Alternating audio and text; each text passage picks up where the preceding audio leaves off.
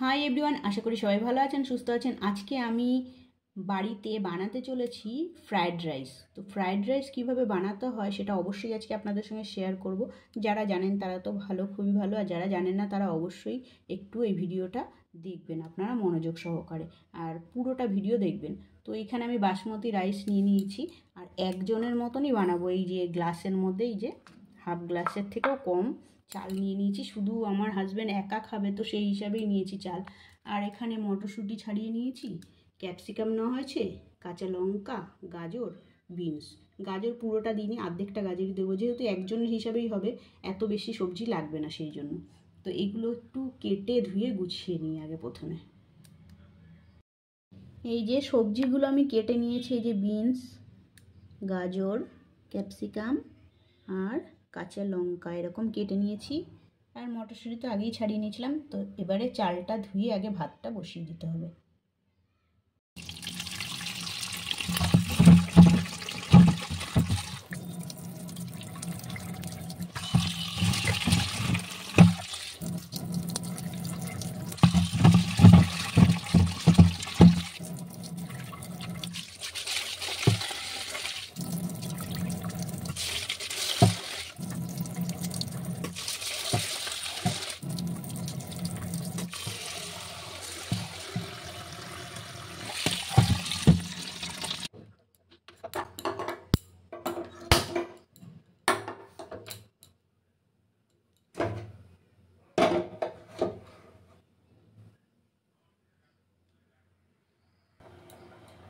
ভাতটা তো বসিয়ে দিলাম, আর ভাতের মধ্যে কিন্তু গোটা গরম মশলা, এই যে এলাচ, লবঙ্গ, দারচিনি দিয়ে দিয়েছি। আর এবারে একটু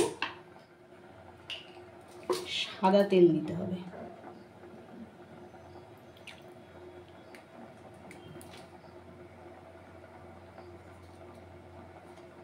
আর একটা তেজপাতা। তো এবারে ভাতটা হতে থাকুক। ও আরেকটা জিনিস দেওয়া হয়নি, সেটা হচ্ছে এর মধ্যে এখন একটু স্বাদ মতো নুন দিয়ে দিতে হবে একবারে। এই যে এর মধ্যে দিয়ে দিতে হবে নুন। তো এবারে ভাতটা হয়ে যাক, এদিকে বাকি কাজগুলো গুছিয়ে নিই।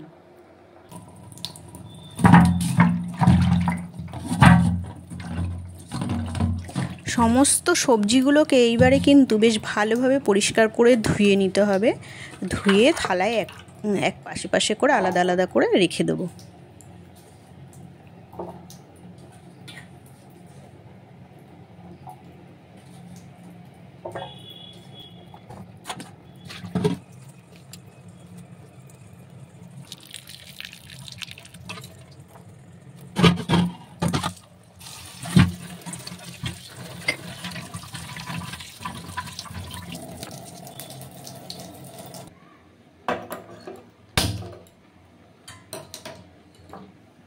এদিকে আর একটা ওভেনের মধ্যে বিনস আর গাজর একসাথে করে সেদ্ধ বসিয়ে দিলাম, হালকা সেদ্ধ হবে আর কি। এখানে ক্যাপসিকাম আর এই কাঁচা লঙ্কা ধুয়ে রেখেছি।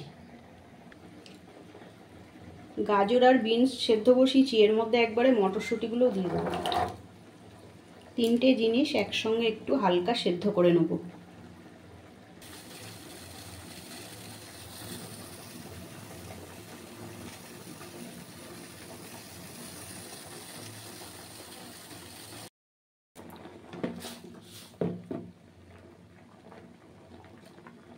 ভাতটা কিন্তু হয়ে গেছে, এই যে এরকম চাপ দিলে গলে যাচ্ছে, মানে 95% কিন্তু হয়ে গেছে। এখন এটা ভাতের মাঠটাকে ভালো করে ঝাড়িয়ে নেব।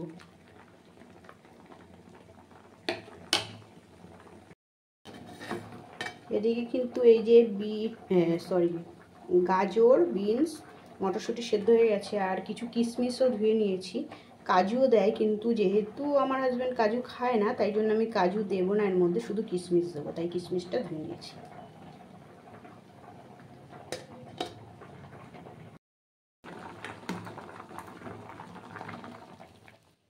ভাতটা হয়ে গেছে, এখন ভাতের মাঠটাইতে ঝাড়িয়ে নিতে হবে ভালো করে। ভাতের মাঠটা ঝরে যাক, ওদিকে সবজিগুলোকে একটু ভেজে নিই। ভাতের জলটা ঝরানো হয়ে গেছে। আর অনেকেই কিন্তু ফ্রাইড রাইস একটু মিষ্টি মিষ্টি খেতে ভালোবাসে, তো তাদের জন্য বলবো হালকা একটু ভাতটা যখন গরম থাকবে এরকম খুবই অল্প পরিমাণে একটুখানি চিনি জাস্ট এইভাবে মাখিয়ে দিতে হবে ভাতের মধ্যে।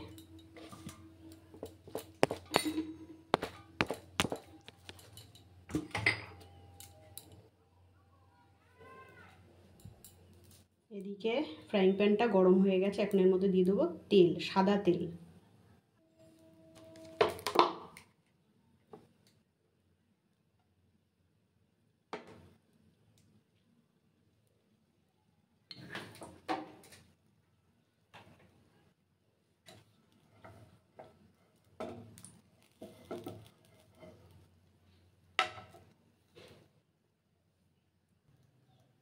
এখন প্রথমে দিয়ে দিতে হবে তেলের মধ্যে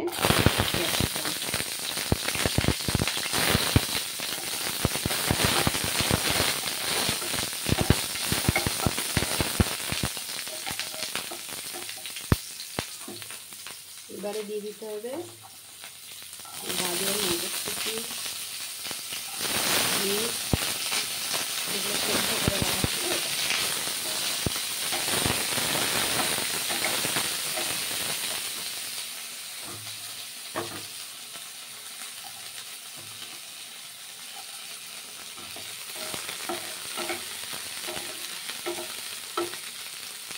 এর মধ্যে দিয়ে দিতে হবে একটু স্বাদ মতো নুন।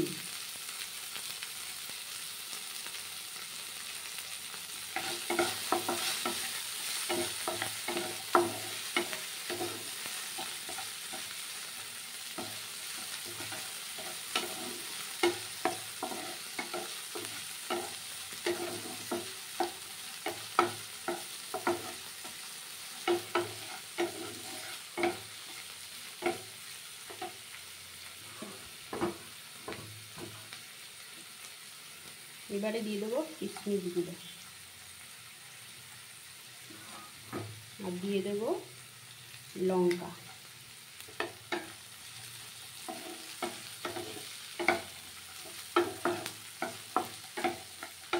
আপনারা চাইলে কাজু দিতে পারেন, নাও দিতে পারেন, সেটা আপনাদের ইচ্ছা।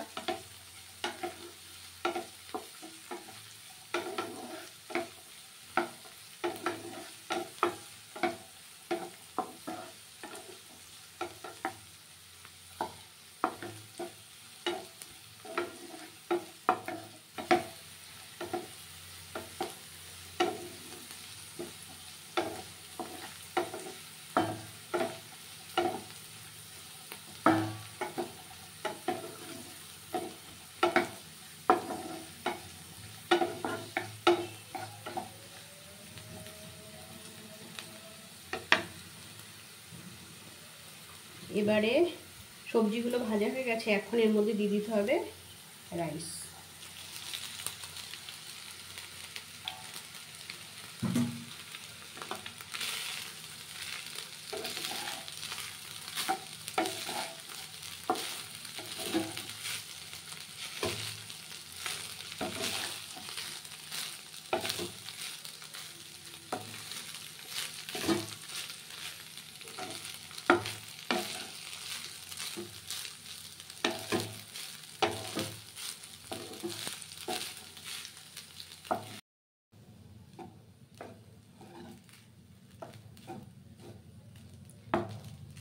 ফ্রাইড রাইসটা কিন্তু খুব সুন্দরভাবে একদম ঝরঝরে হয়েছে, খুব ভালো হয়েছে। একটুও কিন্তু এই ফ্রাইং প্যানের মধ্যে লাগছে না, ভাতটা একদম ঠিকঠাক সেদ্ধ হয়েছে।